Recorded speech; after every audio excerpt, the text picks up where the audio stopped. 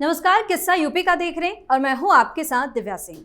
देश के कई राज्यों में नए वक्फ कानून को लेकर घमासान मचा हुआ है। इस बीच यूपी के जिलों से जिलाधिकारियों ने धीरे धीरे वक्फ संपत्तियों की जानकारी शासन को भेजनी शुरू कर दी है। शासन को करीब 2528 वक्फ संपत्तियों की रिपोर्ट मिली है। इनमें से रिपोर्ट के मुताबिक धार्मिक, शैक्षिक कामों और कब्रिस्तान के लिए दी गई 761 से अधिक संपत्तियों पर घर और दुकानें बना ली गई हैं। इसमें अंबेडकर नगर में 15 संपत्तियों का उपयोग दूसरे कार्यों में हो रहा है, अमेठी में 6 का उपयोग सही नहीं हो रहा, इटावा में 11, गौतम बुद्ध नगर में 1, हमीरपुर में 1 और अमरोहा में 1 का गलत इस्तेमाल हो रहा है। वहीं बागपत में 4 का गलत, बाराबंकी में 3 और झांसी में भी संपत्ति का उपयोग दूसरे कामों में किया जा रहा है। इसके सिवा मुजफ्फरनगर, सहारनपुर, आगरा, बस्ती, उन्नाव, लखीमपुर खीरी, पीलीभीत में भी गड़बड़ियां देखने को मिल रही है, जिसकी जांच चल रही है। वहीं दूसरी खबर संभल से है, जहां सीओ अनुज चौधरी को क्लीन चिट मिल गई है। उनके खिलाफ सेवा आचरण नियमावली के उल्लंघन की जांच चल रही थी। जांच में पाया गया कि सीओ ने होली और ईद को शांतिपूर्ण तरीके से संपन्न कराने के लिए बयान दिया था, इसका कोई और मतलब नहीं था। आज इसी पर चर्चा करेंगे। मेरे साथ स्टूडियो मौजूद हैं कैपिटल टीवी के executive editor Rajeev sir. Sir, आपका स्वागत है। धन्यवाद। सर, जिलाधिकारियों की तरफ से शासन के पास रिपोर्ट सौंपी जा रही है। जो लोग वक्फ के नए कानून के खिलाफ हो हल्ला मचाए हुए हैं, उनकी जो खुलकर असलियत है वो धीरे धीरे सामने आ रही है। तो क्या लग रहा है अब सीएम योगी इस मामले में किस तरह के और एक्शन ले सकते हैं? देखिए, एक्शन तो हो रहा है और ये 2 दिन से एक्शन हो रहा है। 2 दिन में इस मौलाना गैंग को पता चल गया, इन लोगों को जो वक्फ की प्रॉपर्टी पर कब्जा करके इस कानून को रोकने की कोशिश करने के लिए सुप्रीम कोर्ट गए कि मिलॉर्ड हमें बचा लेंगे, इनको इनकी औकात पता चल गया है।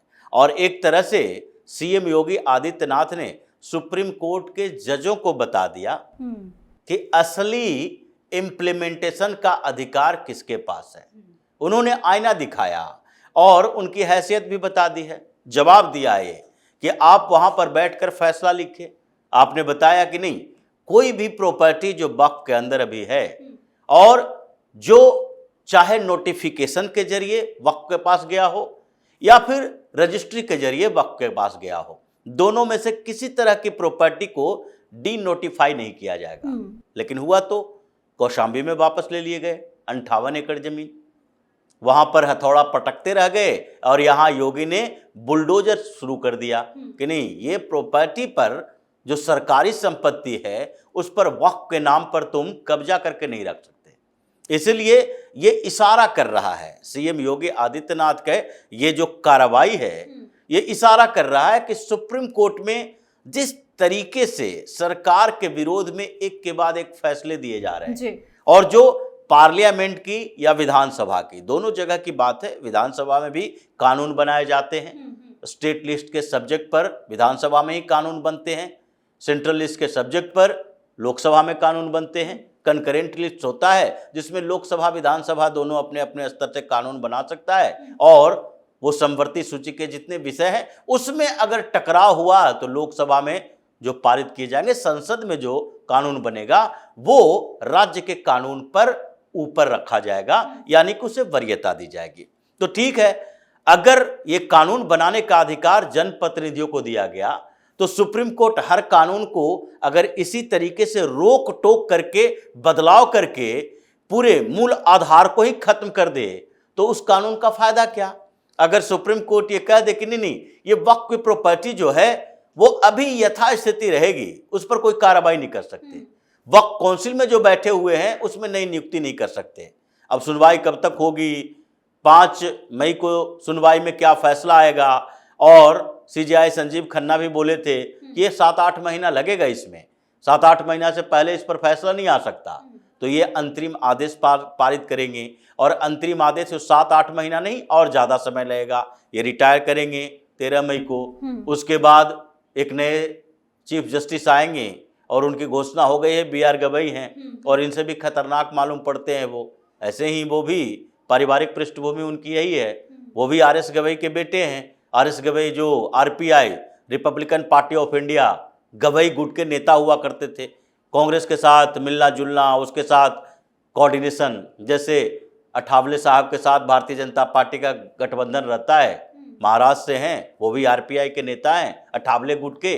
ये सब अंबेडकरवादी हैं, दलित लीडर हैं, वैसे वो कांग्रेस के साथ मिलते जुलते रहते थे। उसका परिणाम यही हुआ था कि ये BR गवई के पिताजी RS गवई को 3 राज्यों में गवर्नर बनाया गया था। बिहार के भी गवर्नर रहे थे, सिक्किम के गवर्नर रहे थे, केरल के गवर्नर रहे थे, उससे पहले लोकसभा सांसद रहे, फिर राज्यसभा सांसद रहे, MLC रहे। अब उस परिवार से आते हैं BR गवई।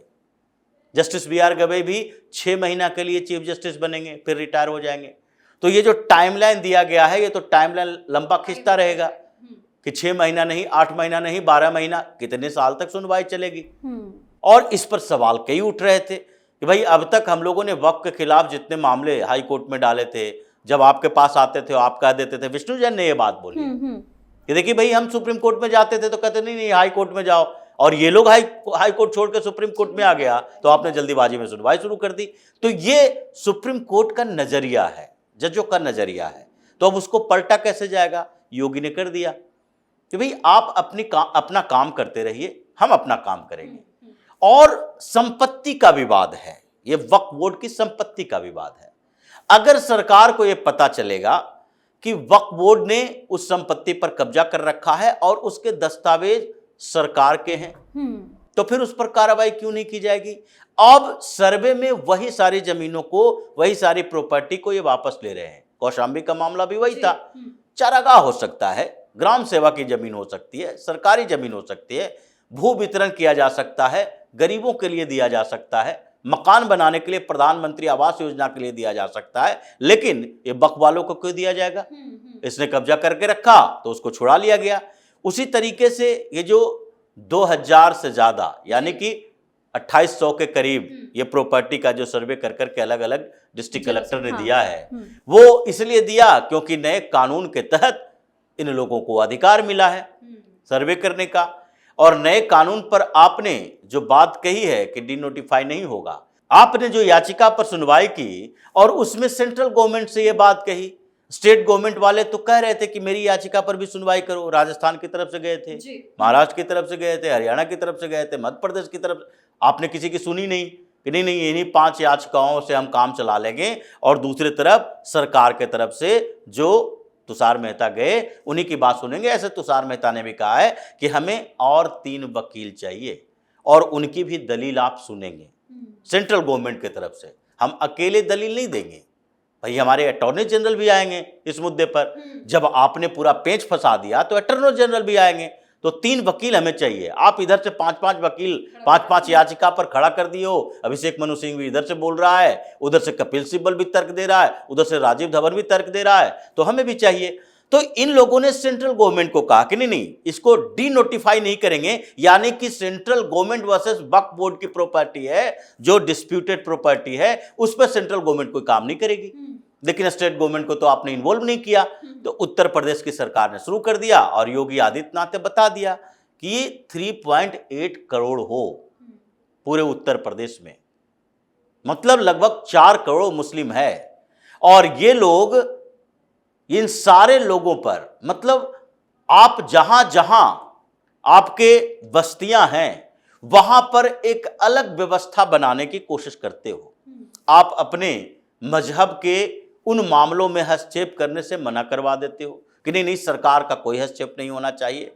तो सरकार शासन चलाती है और शासन में हस्तक्षेप कोई धर्म के आधार पर नहीं होगा, बल्कि शासन के नियम कानून के आधार पर होगा। इसलिए 2 दिनों के अंदर सुप्रीम कोर्ट में सुनवाई चल रही हो, जज साहब हथौड़े पटकते रहे, हंगामा करते रहे कि हम रोक देंगे, ये लोग मुगालते में रहे कि हम सुप्रीम कोर्ट से आदेश ले आएंगे, हम प्रदर्शन करके हंगामा करके सुप्रीम कोर्ट पर दबाव बना देंगे। लेकिन योगी पर कैसे दबाव बनाओगे? उन्होंने तो पहले कह दिया ये लातों के भूत बातों से नहीं मानता, इसलिए अब तुम्हारी औकात है तो ये जो कार्रवाई वक्फ बोर्ड की प्रॉपर्टी पर हो रही है इसके खिलाफ प्रदर्शन करो, इसके खिलाफ हंगामा करो।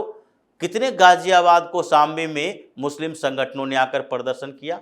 मुजफ्फरनगर से आ जाता, देवबंद आ जाता, मदनी आ जाता, उधर से तौकीर रजा आ जाता, रिजवी आ जाता। ये सारे जो उछल कूद मचा रहा था, और ये कांग्रेस के कुछ ये नए नए उभरते हुए मुस्लिम नेता, सांसद इमरान मसूद जो बड़ी बड़ी बातें करता है, यह आ जाता उधर से घूमते हुए 100-200 1000-2000 मुसलमानों को लेकर।